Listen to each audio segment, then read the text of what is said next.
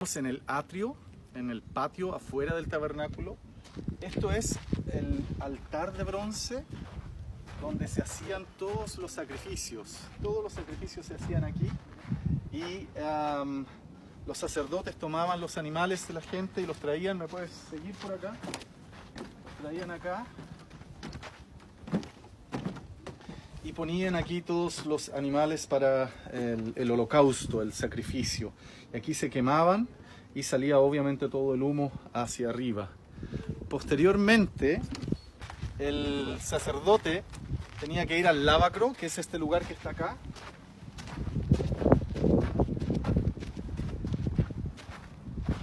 Aquí ellos se lavaban las manos y los pies y luego podían entrar a ministrar al lugar santo, que es donde vamos a ir ahora a mirar. Síganme por favor al lugar santo.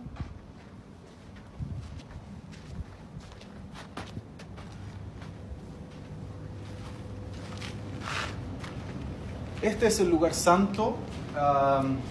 Solo los sacerdotes podían entrar a este lugar y estaba más o menos, bueno, estas son las medidas de la réplica. Esto es una réplica prácticamente exacta. Y en el lugar santo lo primero que encontramos es la mesa de los panes de la proposición. Podríamos detenernos en cada uno de estos detalles y estar horas conversando porque todo esto tiene un simbolismo muy muy profundo, pero solo por ahora, por no hacer un video tan largo, quiero decir que todos estos símbolos apuntan a Jesucristo. Todo apunta a Jesús. Esto era hecho con madera de acacia y recubierto en oro, como la mayoría de los utensilios aquí adentro. Y estaban los 12 panes, que también representan las 12 tribus de Israel. Y esto estaba en el lugar santo. También en el lugar santo estaba la menora o el candelabro. Esta estaba hecha completamente de oro, oro puro. Y aquí estaban las llamas de la menora, del candelabro, que son lámparas de aceite. Entonces esto tenía que estar encendido aquí en el lugar santo en Israel, en el campamento. Luego, por último, el tercer elemento importante que tenemos en el lugar santo es el altar de incienso. Aquí el sacerdote, con todos estos utensilios, quemaba el incienso. Pueden ver acá, molía seguramente todo, con estas cositas así. Entonces trabajaba el incienso probablemente aquí con estas palas y cosas, lo manipulaba y luego aquí había fuego y lo encendían. Entonces aquí salía todo el incienso que llenaba este lugar y era un aroma dulce y un aroma agradable en este lugar. ¿Por qué estas esquinas están rojas?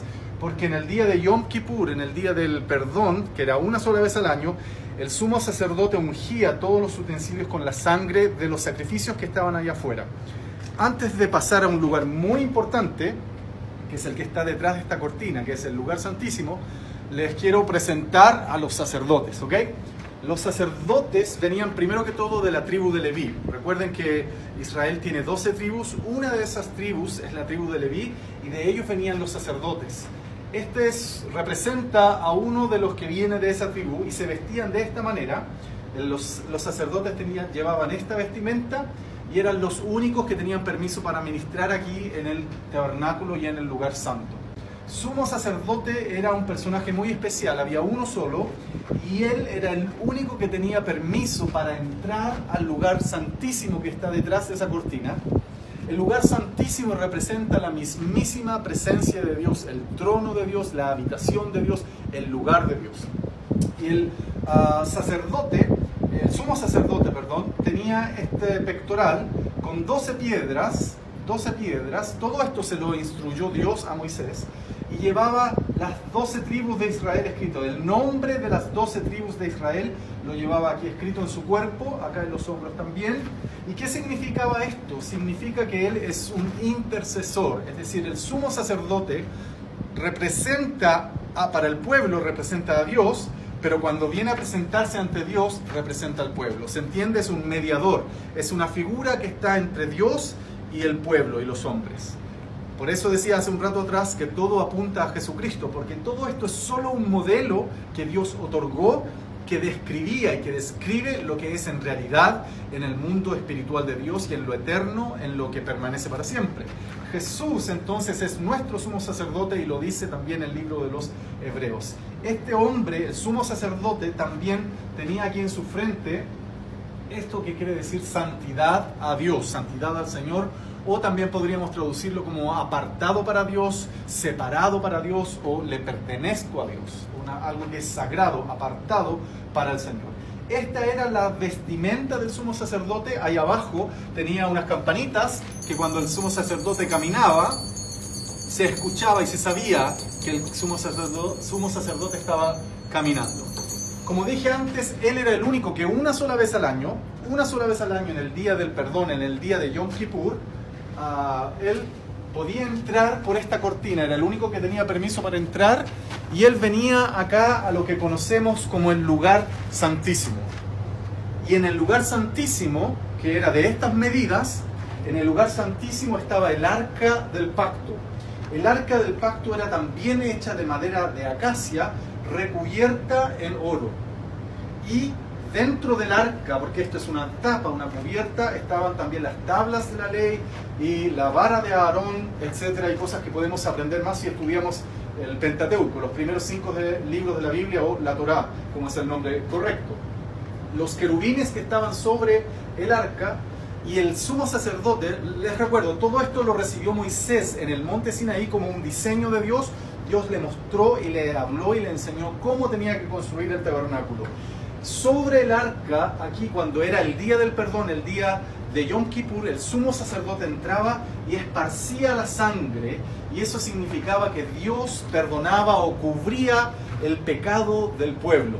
Entonces podemos ver en todo esto el simbolismo de Jesucristo. Todo apunta al Señor Jesús como aquel que entregó su sangre por nosotros para pagar por nuestro pecado, pagar por nuestra maldad y cubrirnos y librarnos y abrirnos la puerta para entrar a la presencia de Dios. Ok, vamos a ir al lugar santo ahora. Podemos mirar, dar una vuelta pequeñita para que más o menos se imaginen desde allá cómo era este lugar. No es un lugar tan grande, sino que es una sala de unos cuantos metros. No es un lugar tan grande, pero así eran las medidas del lugar santísimo. Volvamos al lugar santo ahora. Y desde aquí les quiero decir, como dice la Biblia, en el Nuevo Testamento nos dice que cuando Jesucristo murió en la cruz, el velo del templo se rasgó en dos, de arriba hacia abajo. Se rasgó, y el lugar santísimo, que hasta ese día solo el sumo sacerdote podía entrar y ver lo que ahí estaba y estar en el arca y en la presencia de Dios, ese lugar santísimo ahora tiene un camino y una puerta abierta, y ese camino es Jesús. Es el camino para que podamos entrar a disfrutar de la presencia de Dios y estar cercano a Él. Yo no sé si tú lo has experimentado, si lo has vivido, pero quiero asegurarte que en Cristo hay un camino y hay una puerta para entrar y estar en ese lugar santísimo.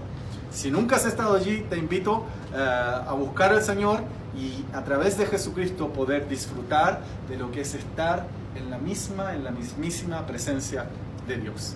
Ok, esto es entonces el lugar santo y el lugar santísimo. Todo apunta a Jesucristo. Y quiero llevarlos afuera entonces ya para terminar el video. Vamos a salir del lugar santo al atrio, al patio exterior. Y vamos a dar una vuelta por todo el tabernáculo, ¿ok? Síganme. Vamos a dar una vuelta. Les recuerdo, acá está el altar de bronce donde se hacían los sacrificios, la fuente, el lavacro. Y vamos a dar una vuelta a todo el tabernáculo para que más o menos se hagan una idea cómo era y cómo se veía, qué tan grande, qué dimensiones tenía. Este modelo está diseñado de acuerdo a lo que Dios le manda a Moisés en el libro de Éxodo. Ahí están todas las indicaciones de qué materiales, de qué colores, etc. Y se ha tratado de hacer de la manera más exacta posible. Algunos materiales seguro no pudieron conseguirlos porque no era fácil, pero los colores se han preocupado de tenerlos. La manera como está la reja o lo que protege, ¿cierto?, el borde del tabernáculo, la manera como están las estacas y todo eso, es aproximadamente una copia